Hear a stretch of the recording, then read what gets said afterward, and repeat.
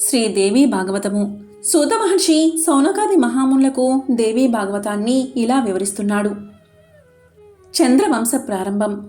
పురూరవుడు ఎవరు? అతని పుట్టు పూర్వోత్తరాలు ఏమిటి? దివ్యకన్య అయిన ఉర్వశికి అతనికి ఏమిటి సంబంధం? అతను ఎలా పరాభూతుడయ్యాడు? వ్యాసుడంతటివాడు అతన్ని ఉదాహరణగా తీసుకున్నాడు అంటే ఆ పురూరవుడు ఎవడో సామాన్యుడే ఉండడు.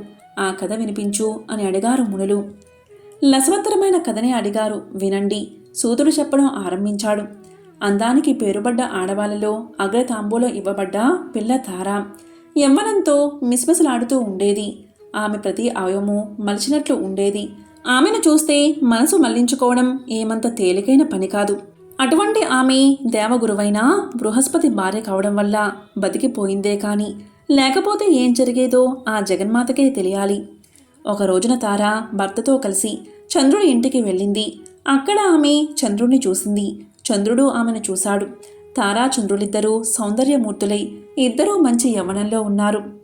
ఆ అందగత్తెకు ఈ అందగాడికి కళ్ళు కలిశాయి, మనసులో కలిశాయి. మన్మధుడు తన పనిని పూర్తి చేశాడు. తార చంద్రుడితో కలిసి అతని ఇంటికి వెళ్ళిపోయింది. అనుక్షణము అతనితో ఆనందంగా జీవించింది. గడే గడేకి ద్విగుణీకృతమవుతున్న వాంఛలతో, వలపులతో, రకరకాల బంధాలతో ఇద్దరూ చాలా ఆనందంగా ఉండేవారు. తన పెళ్ళాం అలా చంద్రుడితో వెళ్ళిపోవడంతో బృహస్పతికి మతిపోయింది.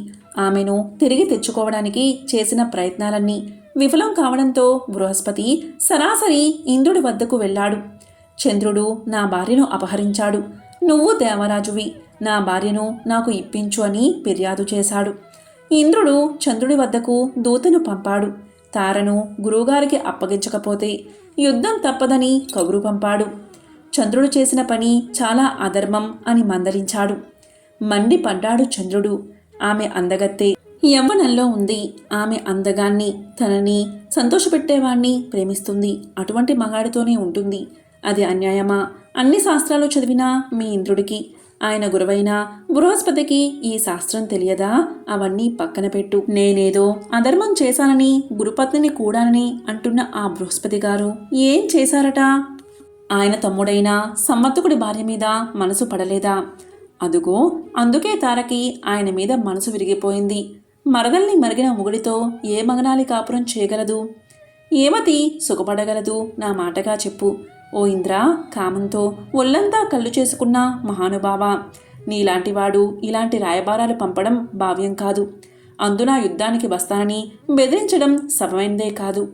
ఒకవేళ నువ్వు నిజంగా యుద్ధానికి వచ్చినా సిద్ధమే అని చెప్పమని కబురు పెట్టాడు చంద్రుడు. చంద్రుడు చెప్పిన మాటలన్నీ పొల్లుపోకుండా ఇంద్రుడికి చెప్పాడు దూత. బగ్గుమన్నాడు దేవనేత. ఇంద్రుడు చంద్రుడి మీదకి యుద్ధానికి బయలుదేరాడు. ఈ వార్త తెలిసింది రాక్షస గురువైన శుక్రాచార్యుడికి. వెంటనే శుక్రుడు చంద్రుడి పక్షం వహించాడు. నువ్వేం భయపడుకు చంద్ర, తారని వదలకు. నీ వైపు నేనున్నాను. మా రాక్షసులు ఉన్నారు. ఆ ఇంద్రుడి సంగతి తేల్చేద్దామని వత్తాసు పలికాడు. బృహస్పతి తరపున కైలాసం నుంచి శివుడు తన ప్రమద గణాలతో వచ్చాడు. భయంకరమైన యుద్ధం జరిగింది. ఒక ఆడదాని కోసం, ఒక ధర్మం కోసం. తానకాసురుని చంపేందుకు దేవతలకు రాక్షసులకు మధ్యన ఎంత యుద్ధం జరిగిందో అంత యుద్ధం జరిగింది ఒక భార్య కోసం, ఒక ప్రియురాలి కోసం. బృహస్పతికి చంద్రుడికి మధ్య ఏర్పడ్డ రగడ దేవదానవ యుద్ధానికి దారితీసి లోకాలనిట ఎన్నడూ లేనంత బీభత్సాన్ని సృష్టించింది. ఒక్క కామం కోసం, ఒక్క కర్మాధికారం కోసం. దుస్సహము, దురంతము అయిన ఈ దుర్భర జ్వాల సత్యలోకానికి పాకింది. పితామహుడైన బ్రహ్మ పరుగు పరుగున వచ్చాడు రణరంగానికి. జరిగిందేమిటి? జరుగుతున్నదేమిటి? ఏమయ్యా చంద్ర, బృహస్పతి భార్యను వెంటనే ఆయనకు అప్పగించు. యుద్ధం ఆపు. ఏమయ్యా శుక్రాచార్య, ఆచారుడయ్యుండి అధర్మాన్ని సమర్థిస్తావేమిటి? హవ్వ, ఒక్క చిన్న కుటుంబ కలహాన్ని ఇలా దేవదానం యుద్ధంగా మారుస్తారా? నా మాట విని యుద్ధం ఆపండి. అలా కాని పక్షంలో నేను విష్ణుమూర్తిని రంగంలోకి దింపుతాను. బ్రహ్మ మందలింపులు విన్నారు చంద్ర శుక్రులు. విష్ణు పేరు వినగానే రాక్షస బలగం కొంచెం కంగారు పడింది. శుక్రుడు మాట పిరాయిలు చేసి చంద్రుణ్ణి పిలిచి, బ్రహ్మదేవుడంతటివాడు చెబుతూ ఉంటే కాదనకూడదు. తారని బృహస్పతికి ఇచ్చేయి అని చెప్పాడు. హూ అంటూ చంద్రుడు తారని దేవగురునుకు అప్పగించాడు. అప్పటికే ఆమె పూర్ణ గర్భిణి అయినా ఆనందించాడు గురువు. భార్యని ఇంటికి తీసుకెళ్లాడు. అనతి కాలంలోనే ఆమె ఒక కుమారుణ్ణి కంది. బృహస్పతి ఆ బాలుడికి జాతకర్మలు సాగించబోయాడు. ఈ వార్త విన్నాడు చంద్రుడు. ఆ పిల్లాడు నా కొడుకే కాని నీ కొడుకు కాదు, వాడికి జాతకర్మలు నువ్వు చేయడమేమిటి అని అపహసించాడు చంద్రుడు. భలేవాడివే, నా పెళ్ళానికి పుట్టినవాడు నా కొడుకు కాడు, పైగా అన్నీ నా పోలికలే అన్నాడు బృహస్పతి. కాదు, ఆ పోలికలు నావి అన్నాడు చంద్రుడు. మళ్ళీ ఇద్దరి మధ్య ఘర్షణ పెరిగింది. బ్రహ్మదేవుడు పునః రంగప్రవేశం చేశాడు. ఇద్దరి తగువు విన్నాడు. అనంతరం తారని ఓ తారగా పిలిచాడు. చూడమ్మా, కన్నదానివి నువ్వు. ఆ బిడ్డని ఎవరికి కన్నావు అనేది నీకే తప్ప ఇతరులకి తెలియడం అసాధ్యం. అందుచేత ఆ రహస్యం కాస్త బయటపెట్టు. నీ మాట మీదే నా తీర్పు ఉంటుంది అన్నాడు బ్రహ్మ. ఇక తార సిగ్గుపడుతూ వాణ్ణి చంద్రుడికే కన్నాను అని చెప్పేసి తురున లోపలికి వెళ్ళిపోయింది. దానితో ఆ కుమారుణ్ణి చంద్రుడికే అప్పగించారు. చంద్రుడు కొడుకును తన ఇంటికి తీసుకువెళ్ళాడు. అతనికి బుధుడు అనే పేరు పెట్టాడు. బృహస్పతి క్షేత్రంలో చంద్రవంశం ఆరంభమైంది. ఇలా బుధుడు. అప్పట్లో ప్రతిష్టానపురాన్ని సుధుమ్నుడు అనే రాజు పాలిస్తూ ఉండేవాడు. అతను ఒకనాడు సపరివారంగా వేటకు వెళ్ళాడు. ఆ అడవిలోనే ఉంది కుమారవనం. అత్యంత అందంగా కనబడుతున్న ఆ వనాన్ని చూసి ఆనందించి పరివారంతో సహా అందులోనే ప్రవేశించాడు.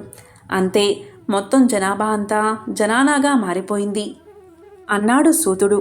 అదేమిటి, కుమారవనంలో అడుగుపెడితే ఆడతనం ఎలా వచ్చింది? ఆ కారణం వివరంగా చెప్పు అని అడిగారు మునులు. సూతుడు నవ్వుతూ చెప్పసాగాడు. ఒకానొకప్పుడు శివపార్వతులు కుమారవనంలో ఏకాంతులై ఉన్నారు. పార్వతీదేవి ఈశ్వరుడి ఒడిలో పడుకుని ఉంది. సరిగ్గా అదే సమయంలో సనక సనందాదులు శివదర్శనార్థం వచ్చి పరిస్థితిని అర్థం చేసుకుని వెనుతిరిగి వెళ్ళిపోయారు. కానీ ఈ హఠాత్ సంఘటన వల్ల పార్వతిలో ఏర్పడ్డ సిగ్గు భయము మాత్రం తొలగిపోలేదు. ఈశ్వరుడు ఆమెను ఊరడిస్తూ, ఇక నుంచి తెలిసి కానీ తెలియక కానీ ఈ కుమారవనంలో ప్రవేశించిన పురుషులు స్త్రీలుగా మారిపోతారని శాపం పెట్టాడు. ఆ సంగతి తెలియని సుద్యుమ్నుడు అందులోకి వెళ్ళి ఆడదానిగా మారిపోయి తిరిగి తన రాజ్యానికి వెళ్ళడానికి సిగ్గుపడి పరివారంతో సహా కుమారవన పరిసరాల్లోని తిరగసాగాడు. సుద్యుమ్నుడి పేరు ఇప్పుడు ఇరగా మారింది. అలా అడవిలో విహరిస్తున్న అందాల రాశి అయిన ఇలను చంద్రుడి కొడుకైన బుధుడు చూశాడు, వలచాడు. ఆమె కూడా బుధుడియందు మోహితురాలు అయింది. ఇద్దరూ యథేచ్ఛగా విహరించసాగారు. వారి కలయికకు చిహ్నంగా ఇలా గర్భాన్ని ధరించింది. ఒక కుమారుణ్ణి కంది. అతని పేరే పురూరవుడు. పుత్రజననం తర్వాత తన బతుకు పూర్వభాగాన్ని విపరీతంగా చింతించింది. ఇలా వెనుకటి తన కులగురువైన వశిష్ఠులవాన్ని తలుచుకుంది. వచ్చాడు వశిష్ఠుడు, జరిగింది తెలుసుకున్నాడు. ఈశ్వరుణ్ణి స్తోత్రం చేశాడు. శివుడు సాక్షాత్కరించాడు. ఇలను ఉద్ధరించమని కోరాడు వశిష్ఠుడు. శివుడు తన శాపానికి తిరుగుండదని చెబుతూ ఇలా ఒక నెల ఇరాగాను, ఒక నెల సుద్యుముడుగాను ఉండేలా వరమిచ్చి చక్కాపోయాడు. అలా ఇలా సుద్యుముడిగా మారి రాజ్యానికి వచ్చాడు. కానీ నెలకొకసారి ఆడదాల్లా మారే రాజును అంతగా ఎవరూ గౌరవించేవారు కాదు. కొన్నాళ్ళ తర్వాత పురూరవుడికి తగిన వయసు రాగాని పట్టాభిషేకం చేసి సుద్యుమ్నుడు అడవులకు వెళ్ళిపోయాడు. అక్కడ పరాశక్తిని ఆరాధించాడు. సంతసించిన శక్తి సింహాధిష్ఠతయై ప్రత్యక్షమైంది.